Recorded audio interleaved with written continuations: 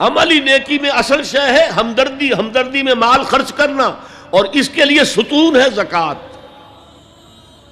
کم سے کم یہ 2.5% تو نکالو، بوتل کا کارک تو کھل جائے، پھر اور بھی دو، اور بھی دو، اور بھی دو۔ یہ تو obligatory ہے، یہ تو فرض ہے، یہ تو لازم ہے۔ لیکن مقصد کیا ہے؟ اس کو جو سمجھ لیا بس یہی زکوٰۃ ہی ہمارے ذمے میں ہے، وہ بڑے مغالطے میں۔ حضور نے فرمایا صلی اللہ علیہ وسلم، ان فی المال حقا سوى الزکوٰۃ، اے مسلمانوں یہ نہ سمجھنا کہ بس زکوٰۃ ادا کر دی تو تمہارے مال کا سارا حق ادا ہو گیا۔ ان فی المال حقا سوى الزکوٰۃ، تمہارے اموال میں حق ہے اللہ کا زکوٰۃ کے علاوہ بھی۔ اور پھر آپ نے یہ آیت پڑھی، وَآتَى الْمَالَ عَلَىٰ حُبِّهِ ذَوِي الْقُرْبَىٰ وَالْيَتَامَىٰ وَالْمَسَاكِينَ وَابْنَ السَّبِيلِ وَالسَّائِلِينَ وَفِي الرِّقَابِ وَأَقَامَ الصَّلَاةَ وَآتَى الزَّكَاةَ۔ یہاں آتا زکوٰۃ تو ہے ہی ہے، اس سے پہلے جو آ رہا ہے یہ سرپلس ہے، اس سے آگے کی بات ہے، یہ ایڈیشنل ہے۔ اسی لیے جب انفقوا انفقوا انفقوا انفقوا انفقوا کی جو تکرار ہوتی ہے قرآن مجید میں، تو ایک جگہ پھر سوال کیا صحابہ نے، کتنا خرچ کریں حضور؟ فرمایا قل العفو، کہہ دو جو بھی ضرورت سے زائد دے ڈالو، don't accumulate, don't retain any thing.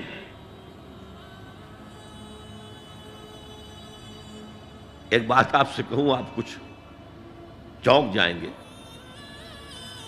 حضور نے کبھی زکوٰۃ دی؟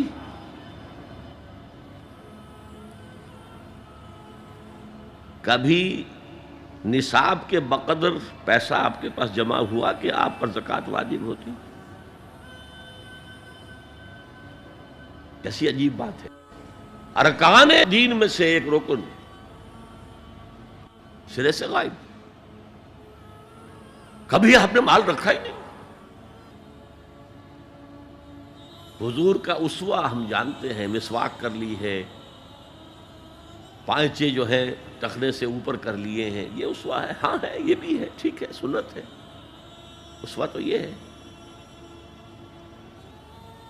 اور صرف آپ کا نہیں، جنہیں ہم کہتے ہیں فقراء صحابہ،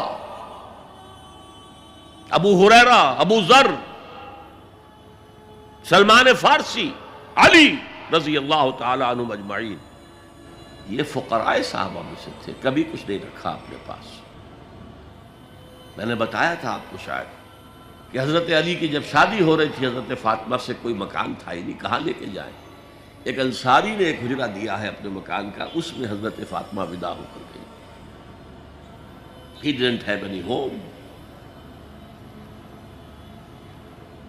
ابو ذر وہ تو دوسری انتہا کو چلے گئے تھے۔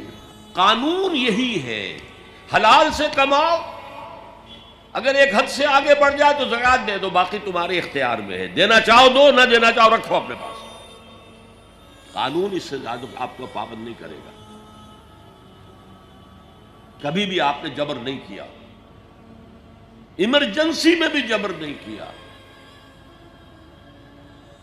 ایک واقعہ آتا ہے کہ حضور کو کئی وقت کا فاقہ تھا، تھوڑی دیر کے بعد حضرت ابو بکر آئے، آپ نے چہرے سے پہچان لیا کہ فاقے سے۔ پھر حضرت عمر آئے، پہچان لیا کہ فاقے سے۔ شاید حضور خود اپنے لیے نہ اٹھتے نہ جاتے، اپنے دونوں ساتھیوں کو لے کر ایک انصاری کے باغ میں پہنچ گئے۔ انصاری کی عید ہو گئی، فوراً لا کر اس نے کچھ کھجوریں، کچھ انگوروں کے گوشے رکھے۔ اس کے بعد وہ دوڑا چھری لے کر کسی جانور کو ذبح کرنے کے لیے۔ یہ ساری تفسیریں میں کیا بتا رہا ہوں؟ مال یہ نہیں تھا کہ مدینے میں سبھی فاقے سے تھے، موجود تھے جن کے پاس مال تھا، لیکن جبراً آپ نے کسی سے کچھ نہیں لیا۔ جب وہ چھری لے کر چلا، فرمایا دیکھنا کسی دودھ والے جانور کو نہ ذبح کرنا۔ بہرحال کچھ دیر کے بعد وہ گوشت پکا کر لایا، روٹیاں رکھیں۔ اس کے بعد حضور نے ایک روٹی پر چند بوٹیاں رکھ کر کہا یہ عائشہ کو دے آؤ، اسے بھی کئی وقت کا فاقہ ہے۔ اور پھر حضرت عمر کی طرف رخ کر کے کہا عمر یہ ہیں وہ نعمتیں جس کا حساب دینا پڑے گا اللہ کے ہاں۔ وَأَمَّا بِنِعْمَةِ رَبِّكَ فَحَدِّثْ، اور یہ جو فرمایا گیا الہاکم التکاثر میں نعمتوں کا حساب لیا جائے۔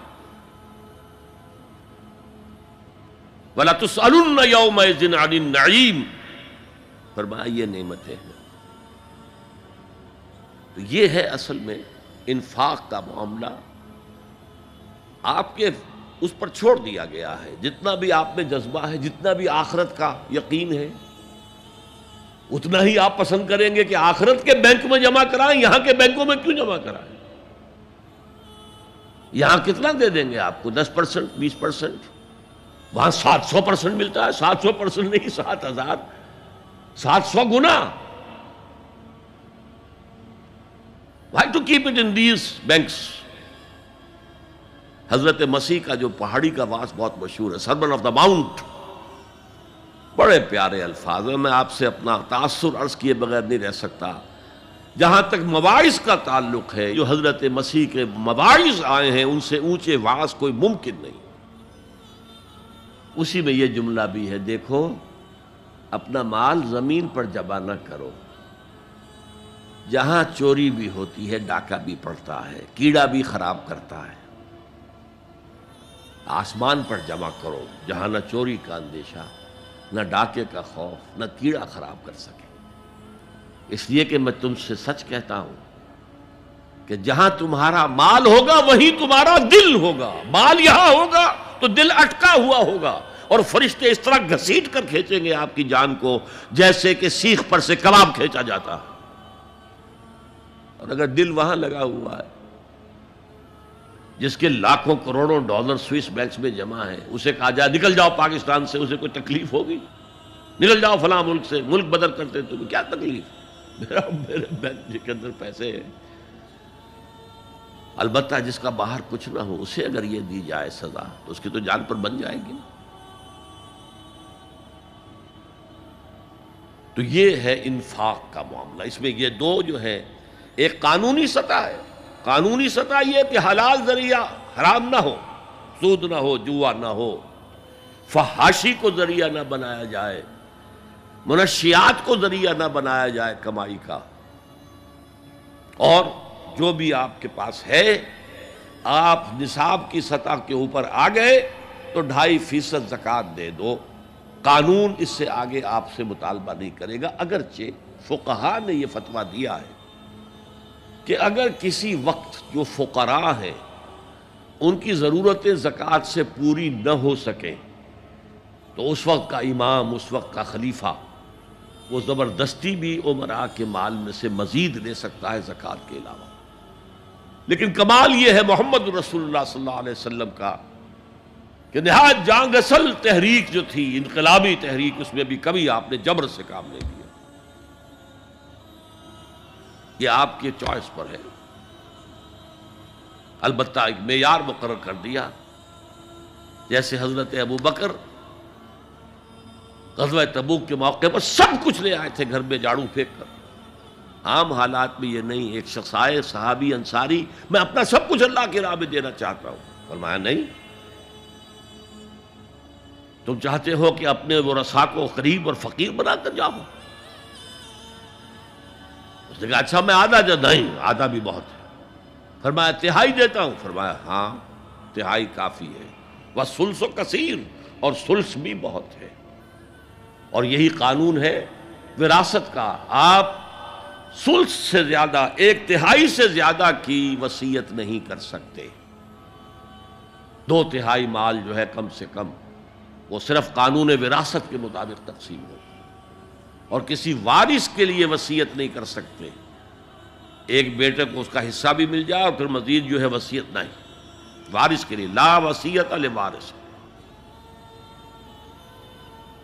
تو یہ ہے زکوٰۃ، در حقیقت اس جذبہ انفاق کو سپورٹ دینے والی شے، کم سے کم یہ تو دو۔ بوتل کا کارک کھل جائے گا تو مزید بھی نکل آئے گا اس میں سے۔ وَآتَ الْمَالَ عَلَىٰ حُبِّهِ ذَوِي الْقُرْبَىٰ وَالْيَتَامَىٰ وَالْمَسَاكِينَ وَابْنَ السَّبِيلِ